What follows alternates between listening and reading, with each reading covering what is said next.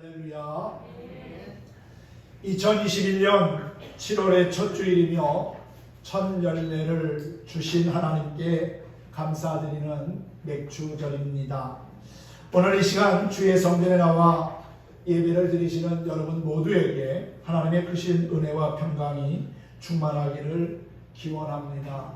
첫 열매의 감사라고 하는 주제로 함께 은혜 나누기를 원합니다. 믿음을 지키며 범사에 감사하는 자에게 하나님이 함께 하시며 선한 역사의 주인공이 되게 하십니다. 우리 모두가 하나님의 기쁨이 되면 정말 좋겠습니다. 축구 경기는 전반전과 후반전으로 나누어 진행하는데 중간에 하프타임이 있습니다. 15분 정도 쉬는 시간을 갖습니다. 이때 선수들은 휴식을 통해서 떨어진 체력도 보충하고 남은 후반전에는 어떤 전략으로 경기에 임할지 감독과 더불어 작전을 연구하게 되지요. 이 시간을 어떻게 사용하느냐에 따라서 후반전의 분위기가 달라지고 또 역전의 기회가 될 수도 있습니다. 그래서 하프타임은 이런 특징 때문에 힘들고 낙심한 사람들에게 아직 인생이 끝나지 않았다는 것을 강조하면서 용기를 주고 응원과 위로의 메시지가 되기도 합니다. 2021년의 전반전을 참 힘들게 살아왔습니다. 코로나 바이러스와 팬데믹의 상황에서도 하나님은 우리를 안전하게 지켜주시고 여기까지 이르게 하셨지요. 이제 후반전을 우리가 달려가야 하는데 2021년의 후반전도 하나님의 인도하심과 도우심으로 여러분이 삶의 현장에서 최선을 다하는 멋진 영적 경기의 주인공이 되기를 축복합니다. 세상 풍조는 나날이 변하고 바뀐다 할지라도 우리가 지키고 보존해야 할 것이 있습니다. 그것은 하나님에 대한 절대 믿음과 또한 감사의 신앙입니다. 흔들림이 없는 믿음으로 감사하며 살아갈 때 우리는 더욱더 능력 있는 하나님의 사람으로 또한 그리스도인으로 살아가게 될 거라고 믿습니다. 페니 제인 크로스비라는 여사가 있습니다. 1820년에 미국 뉴욕에서 태어났습니다. 그런데 태어난 지 6개월 만에 가정부의 실수로 일생 앞을 보지 못하는 시각장애인이 되어버리고 맙니다. 그러나 그녀는 어려서 할머니가 들려주는 성경 이야기를 통해서 하나님을 만나면서 주옥 같은 찬양시를 많이 쓰게 되었습니다. 앞을 보지 못하는 상황에서도 늘 하나님께 감사한 마음을 가졌던 크로스비는 일생 동안 약 9천여 편의 찬송시를 쓰게 됩니다.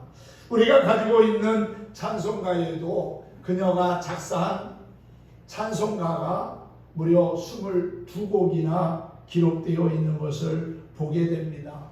찬양의 대부분이 기쁨과 감사 그리고 믿음의 확신으로 이루어져 있습니다. 그 중에 대표적인 찬송이 288장입니다. 그녀는 이 찬송 288장 1절에서 이와 같이 고백을 합니다. 예수를 나의 구주 삼고 성령과 피로써 거듭나니 이 세상에서 내 영혼이 하늘의 영광 누리도다. 여러분 앞을 보지 못하면서도 하늘의 영광을 누리고 있다고 고백하고 있습니다. 그런데 더 놀라운 것은 3절에 이렇게 고백하고 있는 것을 보게 됩니다. 주 안의 기쁨 누림으로 마음의 풍랑이 세상과 나는 간 곳 없고 구속한 주만 보이도다. 이것이 나의 간증이요 이것이 나의 찬송일세. 나 사는 동안 끊임없이 주를 찬송하리로다. 아멘. 여러분, 이 크로스비가 쓴 가사를 참 하나 한 절 한 구절 음미하다 보면은 이게 정말 앞을 보지 못하는 사람이 쓴 찬송 시인가 싶을 정도로 아주 희망차고 우리에게 큰 위로와 용기를 주는 그러한 찬송시로 기록되어져 있는 것을 확인하게 됩니다. 시각장애인이기에 밝은 세상을 볼 수는 없지만 자신이 볼 수 있는 것이 있는데 그것이 바로 자신을 죄 가운데서 구속하신 예수 그리스도라고 고백하고 있지요. 구속하신 주님만 보인다고 하는 크로스비 여사의 고백이 정말 놀랍지 않습니까? 95년을 그녀는 그렇게 주 안에서 기쁨을 누리며 살았고 사는 날 동안 끊임없이 구속하신 주님만 찬송한 그녀의 삶은 분명 하나님의 기쁨이 되었을 거라고 믿습니다. 여러분, 환경으로 인하여 원망하지 말고 없는 것 때문에 낙심하지 말고 오히려 우리에게 구원을 주신 하나님께 감사하면 좋겠습니다. 불평과 원망의 말 대신에 찬송과 감사의 고백이 늘 우리 안에 있기를 소망합니다.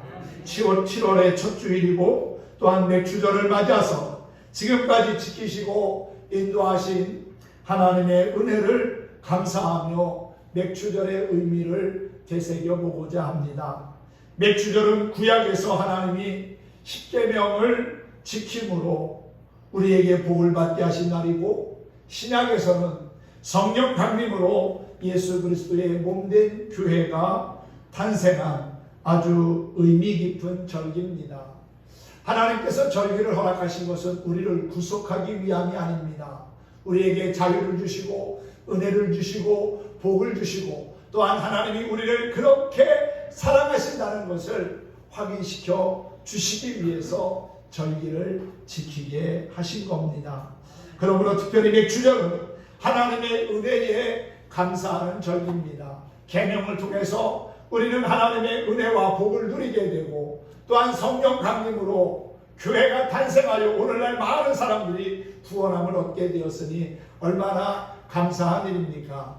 우리 교회 안에 와서 기도하는 자마다 응답받고 찬송하는 자마다 마음의 기쁨과 평안을 누리고 그리고 예배하는 자마다 삶이 날마다 새롭게 회복되고 또한 더해지는 은혜가 있게 된다면 참 귀하고 감사한 일 아닙니까? 사랑하는 성도 여러분, 우리는 하나님이 지금까지 우리의 삶 가운데 선한 역사 이루신 것을 감사하고 지금도 믿음을 가지고 하나님을 의지하며 현재를 살아가게 하신 것을 감사해야 하고 또 앞으로 우리의 미래가 어떻게 펼쳐질지는 몰라도 하나님이 선한 것으로 인도하실 것을 믿기에 선행적으로 감사하며 주의 뜻하신 바를 바라봐야 할 거라고 믿습니다.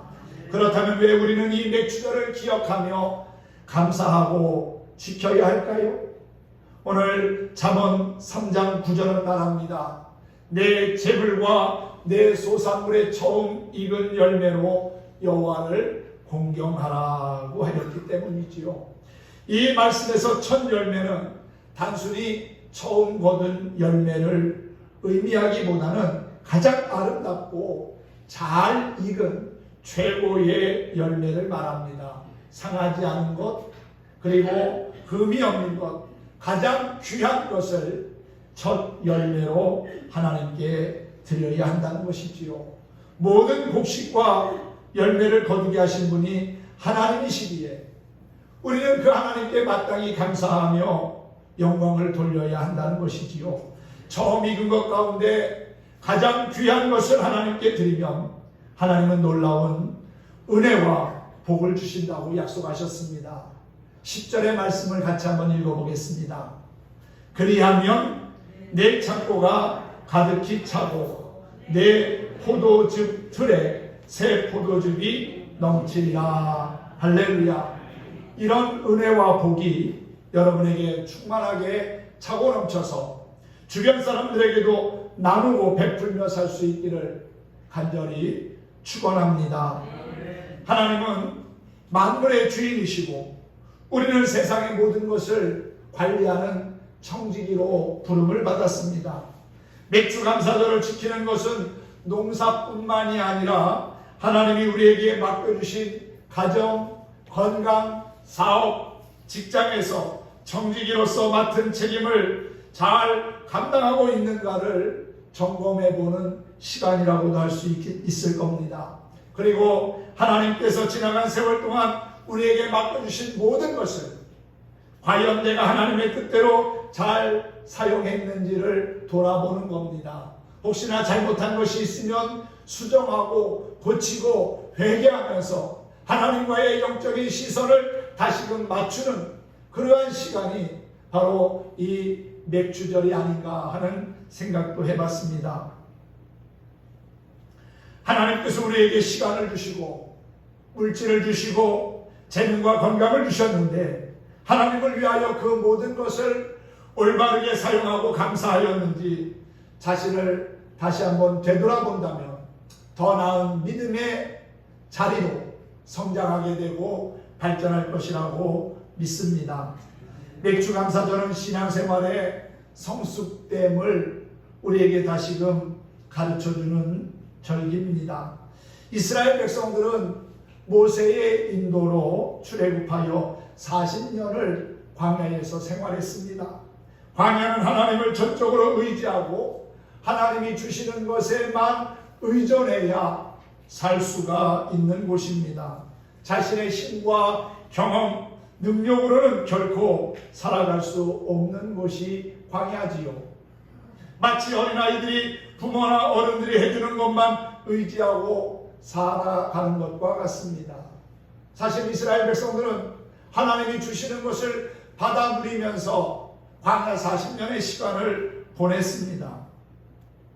그런데 이와 같이 광야 생활을 하던 이스라엘 백성들이 여호수아의 인도를 따라 요단강을 건너고 약속의 땅 가나안에 들어가자 하늘의 양식인 만나가 끊어지고 더 이상 내리지 않게 되었지요.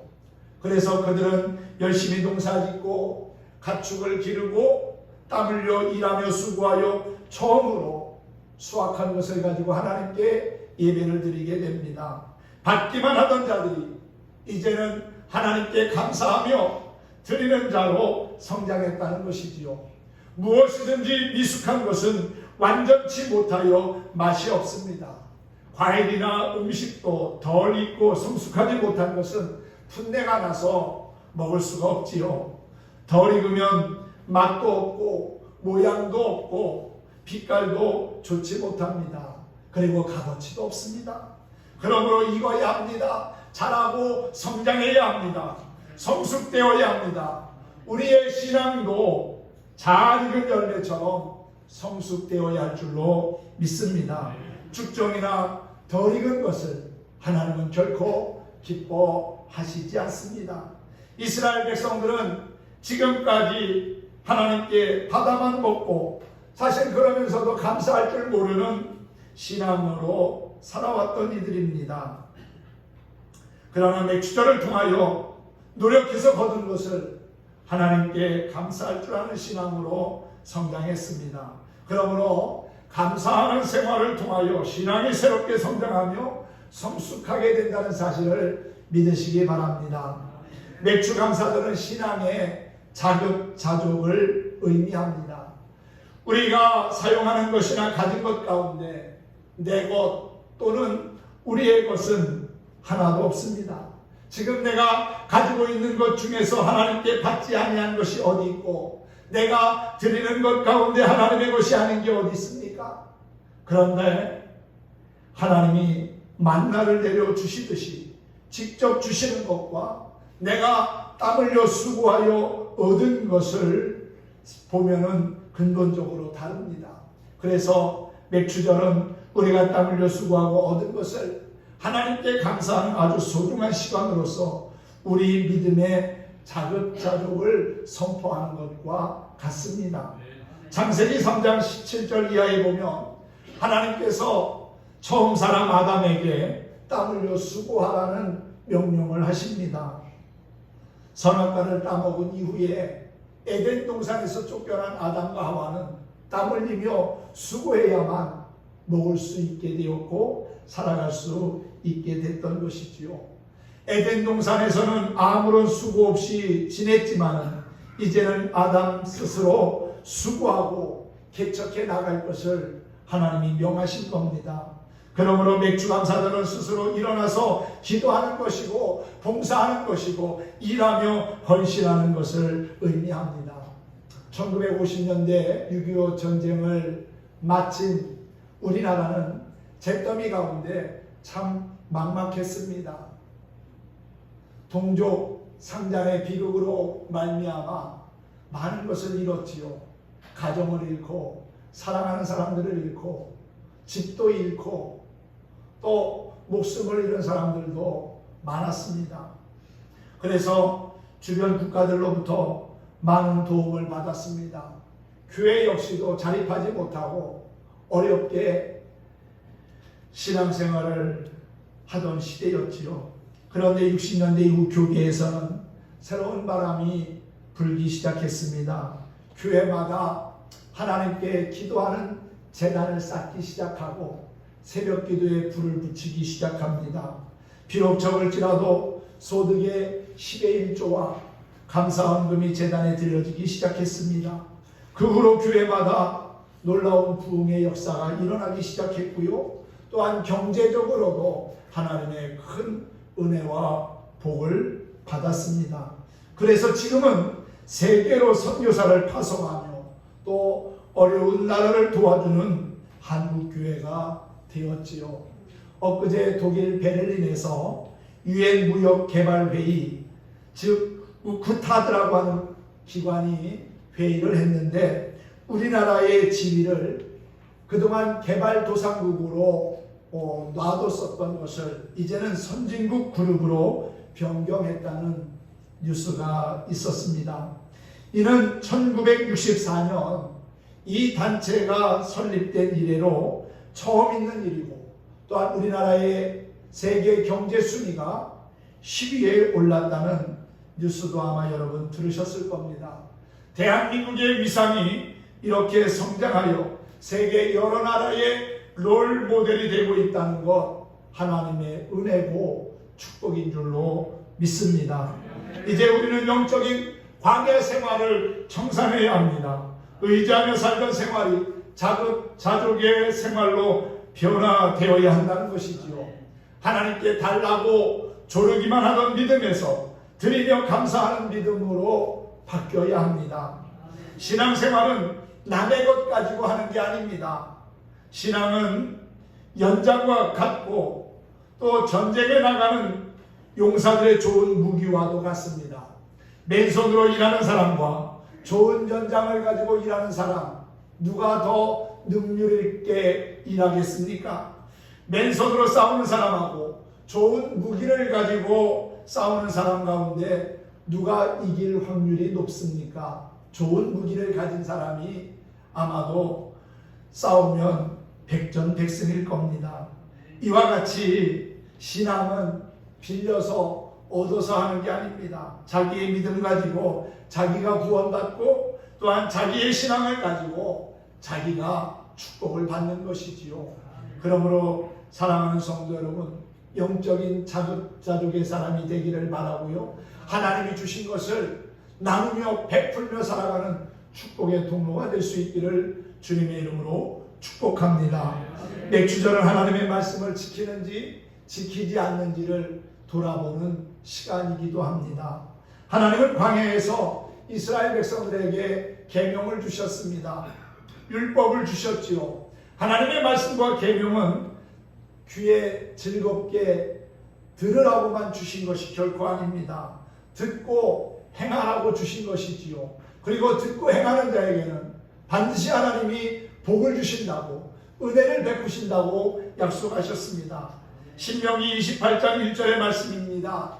네가 네 하나님 여호와의 말씀을 삼가 듣고 내가 오늘날 네게 명하는 그 모든 명령을 지켜 행하면 내 하나님 여호와께서 너를 세계 모든 민족 가운데 뛰어나게 하실 거라고 했습니다. 그러므로 맥주절을 지키라고 한 것은 하나님의 말씀을 지키는지 안 지키는지, 순종하는지 불순종하는지를 시험하는 하나님의 시금석입니다. 하나님은 믿음의 조상인 아브라함을 아주 강하게 시험하셨습니다. 하나님을 사랑하는지 사랑하지 않는지를 시험하신 것이지요. 그런데 아브라함은 아주 훌륭하게 그 시험을 통과하지 않았습니까? 시험을 지혜롭게 용기 있게 통과하는 저와 여러분이 되었으면 좋겠습니다. 시험을 이기면 더 큰 믿음을 갖게 되고 신앙과 인격이 놀랄 만큼 성장하게 됩니다. 모쪼록 시험에 통과하여 하나님이 주시는 복과 은혜를 충만히 받는 우리 성도들 되기를 주님의 이름으로 축복합니다. 또한 맥주절은 하나님이 우리에게 복을 주시기 위해서 만드신 절기입니다. 오늘 여러분 함께 보신 잠언 3장 9절과 10절 말씀을 제가 다시 한번 읽어드리겠습니다.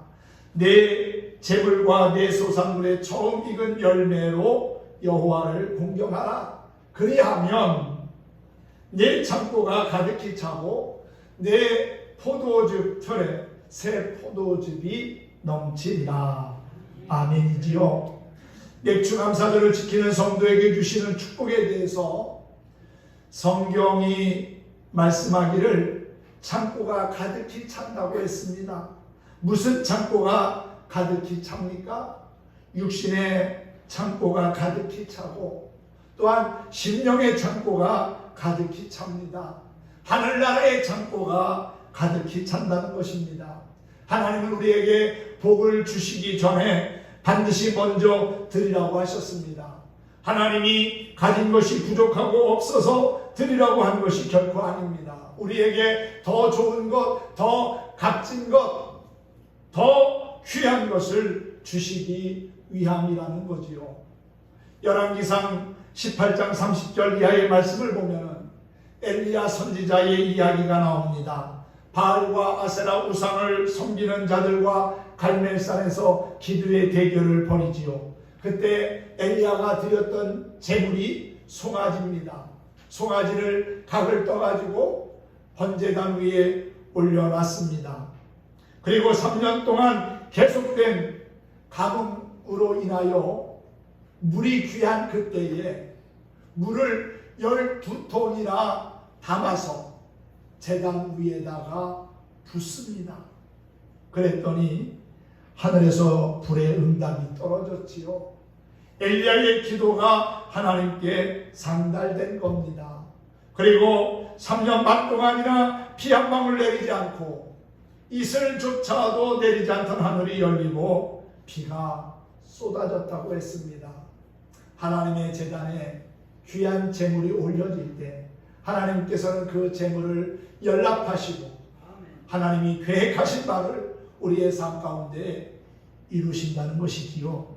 창세기 27장 27절 말씀에 이삭은 아들을 축복하기 전에 별미를 만들어 오라고 했습니다. 성경에 보면 제물이 있는 곳에 반드시 하나님의 역사가 있고 응답이 있었던 것을 알게 됩니다. 벳세다 광야에서 한 소년이 보리떡 5개와 물고기 2마리를 예수님께 가지고 나왔습니다. 주님은 그 작은 양식을 가지고 하늘을 우러러 축사하시고 제자들에게 떼어주라고 하셨지요. 그때 5,000명이나 넘는 사람들이 배불리 먹고도 12광주리가 남는 놀라운 기적의 역사가 있지 않았습니까? 하나님께서 받기만 하던 이스라엘 민족에게 드리라고 하신 것은 이스라엘 민족을 축복하시고 더 좋은 것으로 풍성하게 주시기 위한 것임을 깨달으시기 바랍니다. 하나님이 없어서 우리에게 드리라고 하는 것이 결코 아닙니다. 누가복음 6장 38절에 보면 주라 그리하면 너희에게 줄 것이니 곧 후히 되어 누르고 흔들어 넘치도록 너희에게 안겨주리라 그랬어요. 하나님은 우리가 기도하면 그냥 찔끔찔끔 조금 주시고 마는 분이 아닙니다. 누르고 흔들어 차고 넘치도록 우리에게 안겨주시는 하나님, 그 하나님이 지금도 살아 역사하시는 전능하신 나의 아버지라는 사실을 믿으시기 바랍니다. 할렐루야. 그러므로 하나님이 드리라고 하는 것은 우리에게 더 큰 은혜와 복을 주시기 위함이라는 사실이지요. 이것은 성경에만 국한된 것이 아니라 오늘 살아가고 있는 우리의 삶에도 얼마든지 유효하다는 것이지요. 하나님은 졸지도 주무시지도 아니하시면서 우리를 지키시고 인도하시는 분입니다. 우리의 우편에서 그늘이 되어주실 뿐만 아니라 낮의 해와 밤의 달도 우리를 해치지 못하게 하십니다. 우리의 출입을 지금부터 영원까지 지키시고 인도하시는 그 하나님은 여전히 우리의 삶 가운데 함께 하시는 정말 참 좋으신 하나님이십니다. 우리 찬양 하나 하면서 오늘 말씀을 마치도록 하겠습니다. 하나님은 너를 지키시는 자, 너의 우편에서 그늘이 되시고 낮의 해와 밤의 달도 너를 해치지 못하도록 지켜주신다고 하는 내용의 찬송을 하면서 지난날에 지켜주신 하나님께 감사하고 또 앞으로 우리의 삶을 지켜주시고 인도하실 하나님을 기대하는 저와 여러분 모두가 되었으면 좋겠습니다. 우리 함께 찬양하겠습니다.